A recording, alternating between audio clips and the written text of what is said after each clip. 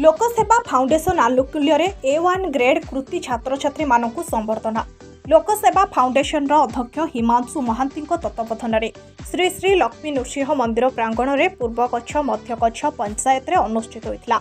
एथिरे मुख्य अतिथि हिमांशु कुमार महांती, सम्मानित अतिथि कवि आईनजीवी राजीव षडंगी, समरेन्द्र षडंगी, अजय स्वाई, अध्यापक नवघन नायक सभा परिचालना करथिले। साबादिक अक्षय दास एथिरे 15 जन छात्र छात्री को मानपत्र दे संबर्धित करा जायतिला। पिलामानंकर प्रथमे दीर्घायु कामना करछि, ता सहित श्रृंखला पाई तांको कष्ट करिया पड़िबो एवं ये जो कष्ट मैट्रिक पिला माने पाठ पढ़िसा परे तांकर बंधन खोली दिया जाए। से बंधन पर से माने केबेले भी ठीक भाव में चाहते नहीं, तांको एबे निजको निजे गढ़िया पड़िबो।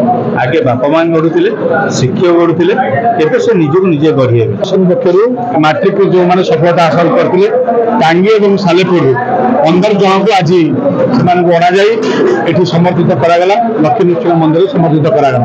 कहीं समर्थित करागला आम स्वप्न हूँ हिमांशु महांती लक्ष्य और स्वप्न हूँ माटी जो समर्पित भावना आमर रही। जो छात्र मैंने बर्तमान होती कादुआ पिंडुला से किभली भाव में कुंभकार तैयारी करेंगे और भल मनुष्य तैयारी टांगी सालेपुर प्रगति एम साधन है से संबर्धित करागला। लोकसेवा फाउंडेशन तरफ हिमांशु भाई जो फंक्शन टी आयोजन करते बहुत बहुत धन्यवाद ज्ञापन करुचु।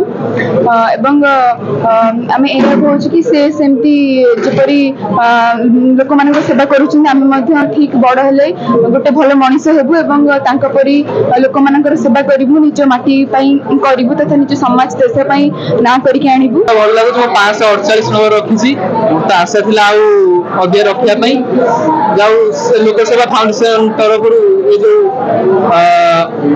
आयोजन कर मत बहुत भल लगे। श्री मो बापा माँ को प्रथम प्रथम गुरु ही से। कटक जिलार Maheswar Behera report, the Republic Hindustan.